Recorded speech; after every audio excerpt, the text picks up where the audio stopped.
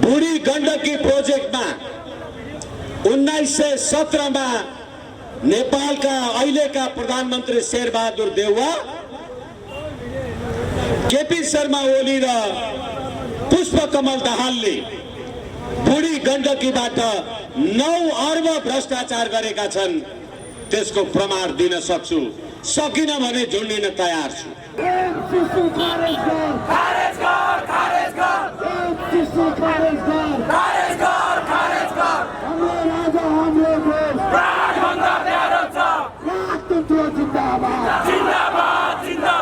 तपाईहरुको नाम आतंककारीको सूचीबाट हटाएको मात्रै हो, तपाईहरु आतंककारी होइन भनेको छैन। तपाई एमसीसी पास नगर्नुस्, तपाई हेग जान तयार हुनुपर्छ।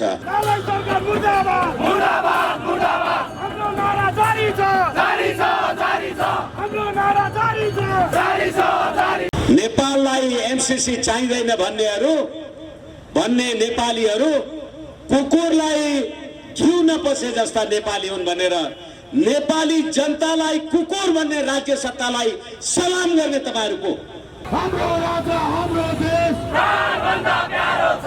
हाम्रो राजा हाम्रो देश प्राणभन्दा प्यारो छ। एमसीसी खारेज गर, खारेज गर, खारेज गर।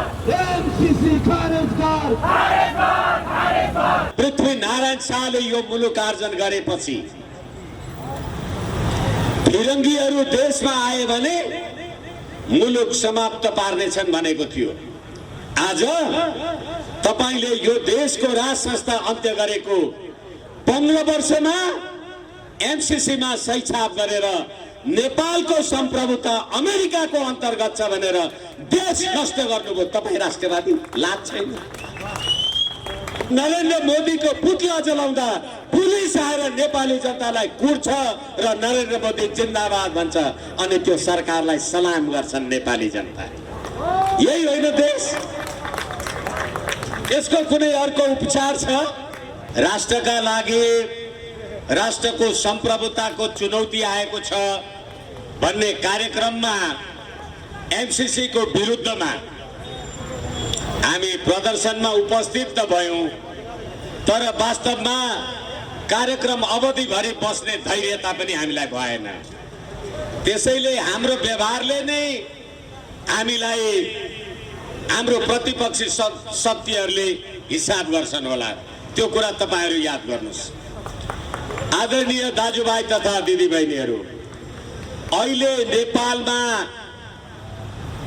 एमसीसी भनेर भन्छन्। समय पनि छैन, वेदर पनि त्यति फेभरेबल बुझिराखेका छैन मैले। तैपनि के हो एमसीसी? सबैजना नो एमसीसी भन्दै यो नेपाली भाषै बिर्से जस्तो लाग्न थाल्यो मलाई। एमसीसी भनेको मिलेनियम च्यालेन्ज कर्पोरेसन। म अंग्रेजीको जानकार मान्छे त होइन, तर मिलेनियम च्यालेन्ज कर्पोरेसन भनेको के हो? मिलेनियम च्यालेन्ज कर्पोरेसन भन्नाले शताब्दी चुनौतीको लागि सहकार्य। नेपाललाई, मैले मेरो कुरा तपाईहरुलाई कति भन्न जानेको छु, नेपाललाई यो शताब्दीमा संसारबाट के चुनौती छ? नेपाललाई त्यस्तो कुनै चुनौती छ? तपाईहरु राष्ट्रिय प्रजातन्त्र पार्टीको, हामी राष्ट्रिय प्रजातन्त्र पार्टीको कार्यकर्ता मात्रै होइन, त्यो भन्दा अगाडि हामी तमाम नेपाली भएर सोचौं। तपाई कांग्रेस, एमाले र माओवादी केही राज्य सत्ताको तलब र जागिर खाएका व्यक्तित्व सोच्नुस्। के हो मिलेनियम च्यालेन्ज?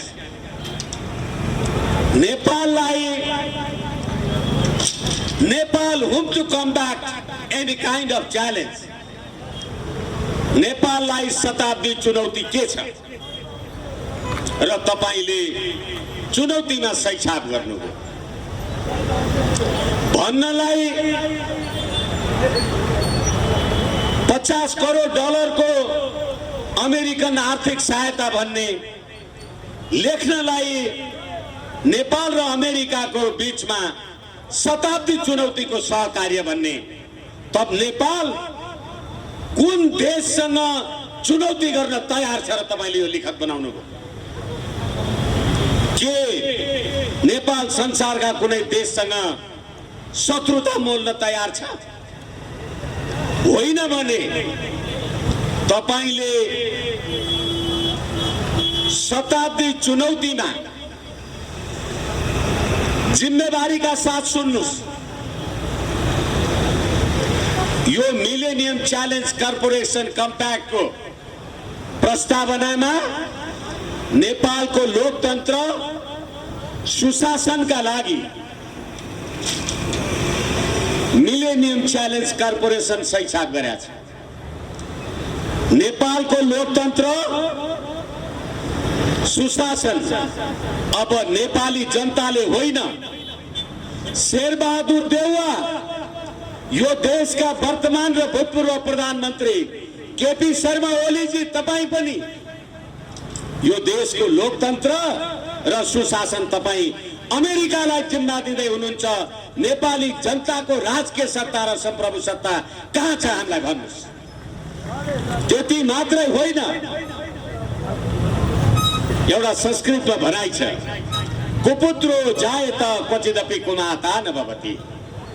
आमा चाहिँ कुमाता हुन्न अरे, छोरो चाहिँ कुपुत्र पनि हुन्छ अरे। यो सरकारका कुपुत्रले भनेको एउटा कुरा म तपाईलाई सुनाउँछु। सामाजिक सञ्जालमा शेरबहादुर देउवाको पार्टीको कुनै एउटा वरिष्ठ हो भन्नेले भन्यो, नेपालमा एमसीसी चाहिँदैन भन्ने नेपालीहरू, तपाई नेपालीहरू पनि आजकल फेसबुक ट्विटर चलाउनुहुन्छ होला। तपाई सुरक्षा कर्मी कर्मचारी जागिर सेना पुलिस तपाईहरु पनि चलाउनुहुन्छ होला। नेपाललाई एमसीसी चाहिँदैन भन्ने नेपालीहरू कुकुरलाई घिउ नपसे जस्ता नेपाली हुन् भनेर नेपाली जनतालाई कुकुर भन्ने राज्य सत्तालाई सलाम गर्ने तपाईहरुको तिम्रो अधिकार छ। नेपाली जनतालाई कुकुर भन्ने, नेपाली जनताको राजकीय सत्ता, नेपाली जनताको सम्प्रभु सत्ता अमेरिकालाई जिम्मा बजायो भन्ने हिजो मात्रै तपाईहरुले सुन्नुभयो होला। यो देशको परराष्ट्र मन्त्रीको रूपमा अहिले संयुक्त राष्ट्रसङ्घको 76औं महासभामा भाग लिन गएको शेरबहादुर देउवाको पाल्तुले के भनेर पठायो,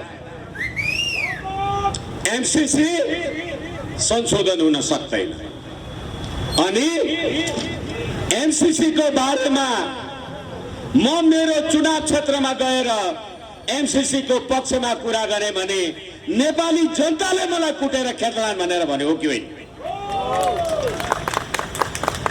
अब भर्खरै आम सञ्चारमा एउटा पत्रिकामा समाचार प्रकाशित भएको छ। समाचार होइन, एउटा आर्टिकल प्रकाशित भएको छ। त्यसमा चिनिया अवधारणालाई प्रस्तुत गर्दै के भनियो भने नेपालका प्रधानमन्त्री, मन्त्री, राजदूत, कर्मचारी र कारिन्दाहरू अमेरिकासँग बिक्न सक्छन्, तर फाटेमा सुमार आएर फर्किएपछि 3 करोड नेपाली जनतालाई कांग्रेस, एमाले, माओवादीको सरकारले किन्न सक्दैन र अमेरिका थर्केर गयो भनेर लेखेको छ। पढ्नु भएको छ, हेर्नु भएको छ। त्यसै एमसीसी के हो एमसीसी? अब नेपाल सरकारले 2078 भदौ 18 गते फातेमा सुमार एमसीसी लाई एउटा पत्र लेख्यो। त्यो प्रश्न पत्रको 11औं नम्बर मैले तपाईहरुलाई भन्दैछु। तपाईहरु पनि पढ्नुस्, हेर्नुस्। त्यसमा के लेखिएको छ भने अमेरिकाको वर्तमान कानुन भविष्यमा बन्ने नीतिको विरुद्ध एमसीसी को प्रयोग गर्न पाइँदैन भन्ने व्यवस्थाले गर्दा नेपालको सम्प्रभुता, तपाईहरुलाई म शब्दमा ध्यान दिन याद गर्छु, धैर्य छ भने याद गर्नुस्, नेपालको सम्प्रभुता अमेरिकाको नियन्त्रणमा परेको देखिन्छ भनेर प्रश्न उल्लेखिएको छ। यो देशमा विक्रम सम्वत 1825 मा पृथ्वी नारायण शाहले यो मुलुक आर्जन गरेपछि फिरङ्गीहरू देशमा आए भने मुलुक समाप्त पार्नेछन् भनेको थियो। आज तपाईले यो देशको राज संस्था अन्त्य गरेको 15 वर्षमा एमसीसी मा सही छाप गरेर नेपालको सम्प्रभुता अमेरिकाको अन्तर्गत छ भनेर देश नष्ट गर्नुभयो। तपाई राष्ट्रवादी लाज छैन? यो देशको सेना प्रहरी भर्खरै प्रभुराम शर्मासँग भारतका राजदूत विनय मोहन क्वात्राले सैन्य निवासमा भेटे।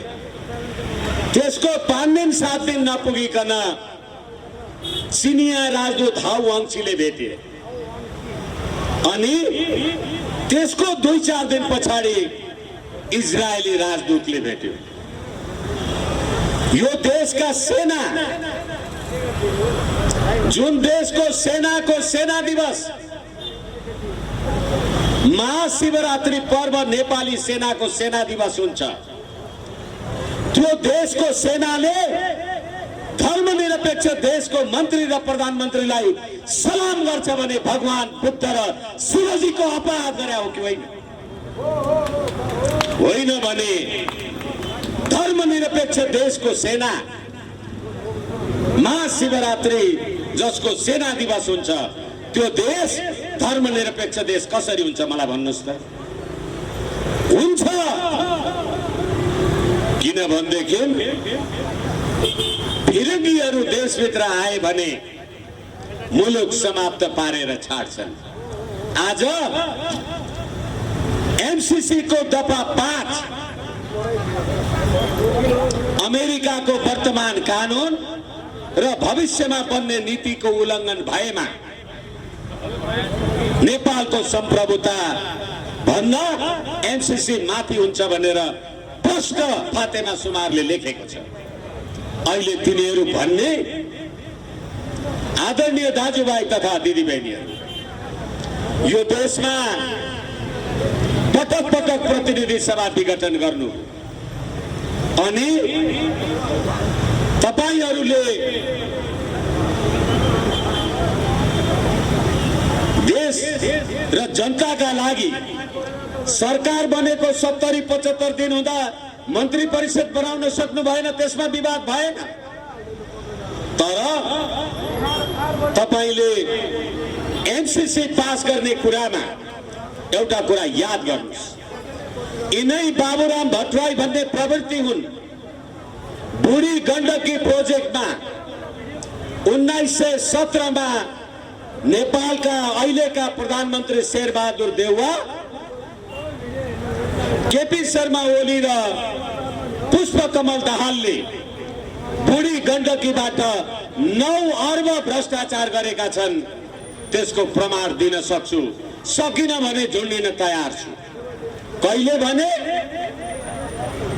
2017 मा जब चीनको गेजुवा कम्पनीलाई बुढी गण्डकी प्रोजेक्टबाट बाहिर निकाल्नुभयो अनि बुढी गण्डकी प्रोजेक्टबाट चीनलाई हटाएपछि अमेरिकाको एमसीसी मा सही छाप गर्दा रसुवा केरुङ काठमाडौँ रेल मार्ग बनाउनका लागि एमसीसी अन्तर्गत विदेशी सैन्य केरुङ पुग्यो भने चीनले त्यतिखेर गरेको प्रतिकारमा तपाई शेरबहादुर देउवा अमेरिका बस्नुहुन्छ कि नेपाल बस्नुहुन्छ कि भागेर अमेरिका पुग्नुहुन्छ त्यतिखेर थाहा हुन्छ।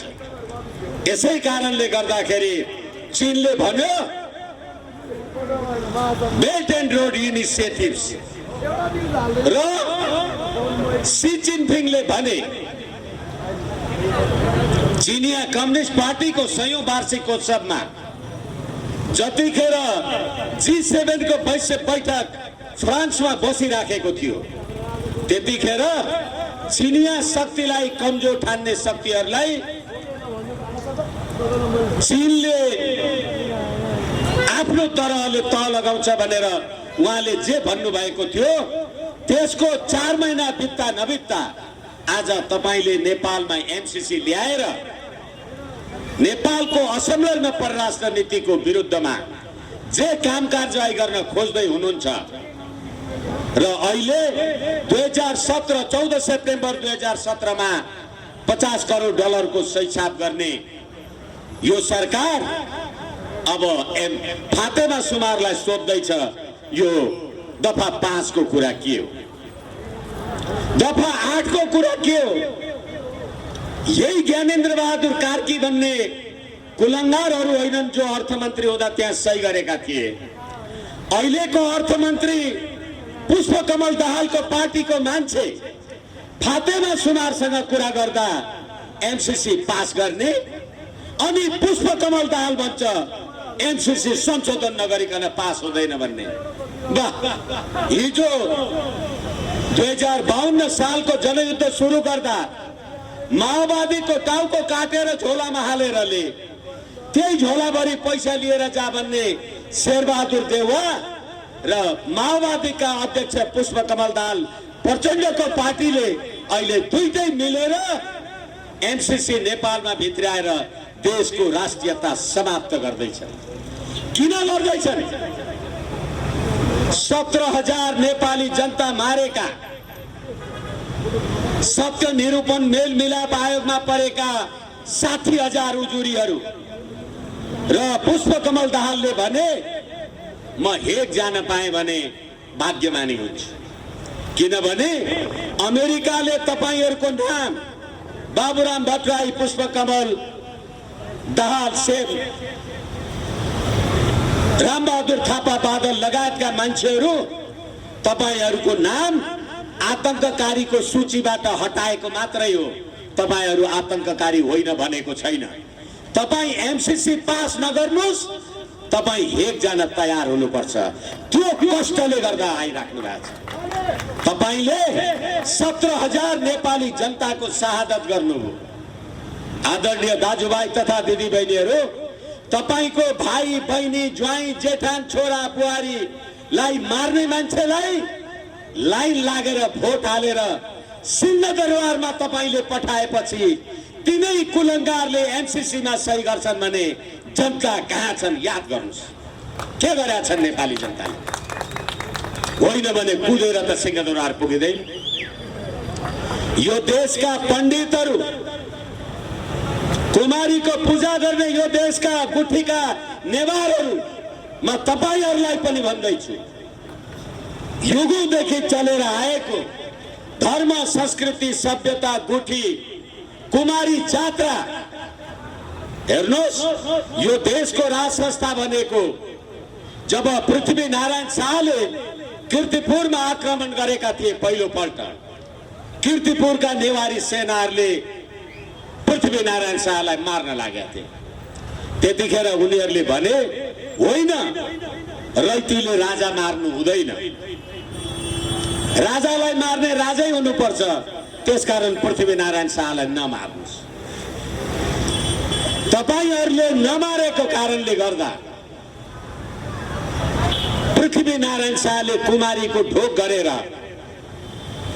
कुमारीलाई दर्शन गरेर यो देशको राष्ट्रिय एकता अखण्डता त बचाए, तर मुलुकमा संघीय लोकतान्त्रिक धर्मनिरपेक्ष गणतन्त्र बनाउनका लागि 62-63 मा निरन्तर ढुङ्गा हानेर गणतन्त्र त ल्याउनु भयो, तर घरमा बसेको छोरी, भर्जिन मदर र लिभिङ टुगेदर, छोरीले नाति पाउनु भयो, ज्वाइँ देखाउनु पर्दैन, त्यो सभ्यता संस्कृति लिएर आउनु भयो। अनि तिनै गुठीका पूजा गर्ने नेवारहरू धर्मनिरपेक्ष नेतालाई भोट हालेर बुटी संस्थान जिन्दाबाद भनेर नारा लगाउँछन्। यसै कारणले गर्दाखेरि म एउटा कानुनको विद्यार्थी, मैले सम्मानित सर्वोच्च अदालतमा प्रतिनिधि सभा विघटनको मुद्दामा इजलास समक्ष भनेको छु, यो देशमा तपाईले बनाएको संविधानमा, तपाईले बनाएको प्रधान न्यायाधीश, प्रधानमन्त्रीको सिफारिसमा बनेको प्रधान न्यायाधीशले प्रधानमन्त्रीकै विरुद्धको मुद्दा हेर्न मिल्छ? उहाँहरूले त जवाब दिनु भएन। मैले भने मिल्छ। किनभने पद्धति नै त्यही बसाउनु भएको छ। यसै कारणले गर्दा गएको साउन 14 गते यो देशको प्रधान न्यायाधीश समक्ष, यो देशको सर्वोच्च अदालतको न्यायाधीशले अदालतमा भ्रष्टाचारी र अपराधीहरूको वर्चस्व छ भनेर प्रतिवेदन दिएको छ। अनि त्यही देशमा भ्रष्टाचारी विरुद्धको मुद्दा परेन, भ्रष्टाचार अन्त्य गर भनेर नारा लगाउनुहुन्छ सडकमा। सबै भ्रष्टाचारीलाई संविधानले बचाएर राखेको छ। भ्रष्टाचार कसरी अन्त्य हुन्छ? यसैले राष्ट्रिय प्रजातन्त्र पार्टीले संवैधानिक राज संस्था हिन्दू राष्ट्र र अखण्ड नेपाल भनेर हामीले जे भनेका थियौं, आज तपाईले पृथ्वीनारायण शाहको शालिगलाई लात्ताले हानेर लेनिन, माओ त्से-तुङ र स्टालिनको शालिगलाई पूजा गर्ने चरित्रलाई जसरी नेपाली जनताले विदेशी शक्तिको भरमा स्थापित गरे, त्यही विदेशी शक्तिको बलमा एमसीसी 2017 मा सही छाप भयो। त्यति सही छाप मात्रै भएन, फातेमा सुमारले अस्ति आएर भनिन्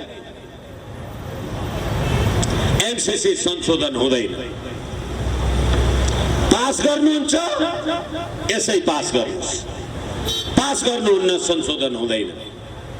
यदि पास गर्नु भएन भने संसारबाट आउने सम्पूर्ण सहायता अमेरिकाले रोकिदिन्छ।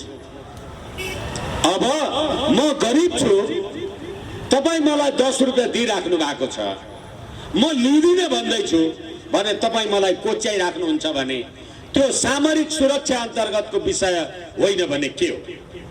म तपाईलाई दुईवटा राजदूतको कथनलाई उदाहरणको रूपमा प्रस्तुत गर्न सक्दछु। भर्खरै फातेमा सुमार आउँदा तत्कालीन नेपालका लागि अमेरिकाका राजदूत शंकर शर्मा भन्ने एउटा मान्छेले भन्यो यो विशुद्ध आर्थिक सहयोग हो। त्यतिखेरै चीनका लागि नेपाली राजदूत टंक कार्की भन्ने अर्को मान्छेले भन्यो होइन, यो नेपालको सार्वभौम सत्ता भन्दा माथि छ, यो आईपीएस को इंटेग्रल पार्ट हो। अब भन्नुस्, यो देशको दुईवटा देशका राजदूत, एउटाले भन्छ आईपीएस इन्डो पैसिफिक स्ट्राटेजी अन्तर्गत हो, अर्कोले भन्छ यो विशुद्ध आर्थिक सहयोग हो। देश के गर्छ? मैले कहिलेकाहीँ भन्ने गरेको छु, अहिलेको धर्म परिवर्तनको विषयले, हालाकि राष्ट्रै परिवर्तन गर्ने होला यिनीहरूले। घरमा दुईटा छोरा छन्, बुढी आमा बिरामी भएर मरिन्, आमाको लास यहाँ ढलेको छ, बाबु एउटा कुर्सीमा बसेर सुख सुख रुँदैछ। धर्म परिवर्तन गर्यो, एउटा छोरो भन्छ आमालाई डराउनु पर्छ, अर्को छोरो भन्छ आमालाई गाड्नु पर्छ, बाबु रोइराखेको छ। देश कहाँ छ? तपाईको धर्म, सभ्यता, संस्कृति कहाँ गयो? कहाँ थियो बास अघि मको थिए, कसो हुँदा यो पिंजरा लिँदो भए, कहाँ छ जानु कुन साथ लिकन, तलाई मालुम छ कि यो कुरामा। आज हाम्रो राष्ट्रिय गान भनेर तपाईहरु जे गाउनुहुन्छ, यो राष्ट्रघाती गान सयौं थुङ्गा फुलका एउटै माला हामी नेपाली, सार्वभौम भई फैलिएका मेची महाकाली। अब तपाईको सार्वभौम सत्ता मेची र महाकालीमा टुङ्गियो अनि महाकाली पारी तुइन छुडाएर जयसिंह धामीलाई मार्यो भनेर नेपाली जनताले सडकमा नारा लगाए भनेर नरेन्द्र मोदीको पुतला जलाउँदा पुलिस आएर नेपाली जनतालाई कुट्छ र नरेन्द्र मोदी जिन्दाबाद भन्छ अनि त्यो सरकारलाई सलाम गर्छन् नेपाली जनता। यही होइन देश? यसको कुनै अर्को उपचार छ?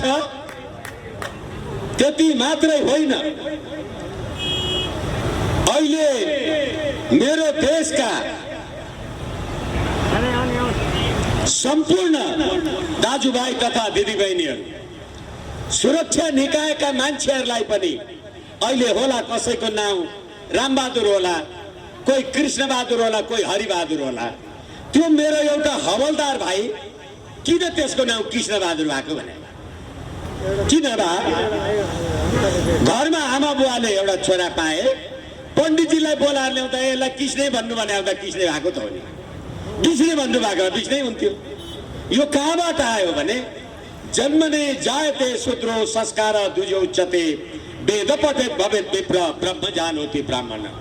त्यसैले संस्कारले, जुन संस्कारले तिमी नेपाली भयो, जुन संस्कारले तिम्रो नाम रह्यो, तिम्रो प्रतिष्ठा रह्यो, तिम्रो इज्जत रह्यो, तर त्यही संस्कार समाप्त गर्ने संविधानलाई सलाम गर्नुको अर्थ छैन, जरुरी छैन। यसै कारणले गर्दा यो एमसीसी नेपालको राष्ट्र, राष्ट्रियता, राष्ट्रिय एकता, समृद्धि, समुन्नतिलाई समाप्त गर्ने यो क्रियाको लागि नेपाली जनताको क्रियाशील जागरुकता काट्नु पाउनु पर्छ भनेर नेताले कानुन बनायो, ताली पड्काएर बस्नुहुन्छ। नेपाली जनता याद गर्नुहोस्। यस कारणले गर्दा तपाईलाई भोक लागेको छ, मैले भात खाएर हुँदैन। हाम्रो संस्कृति बचाउन हामी सबै लागौं। एमसीसी मुर्दाबाद। धन्यवाद।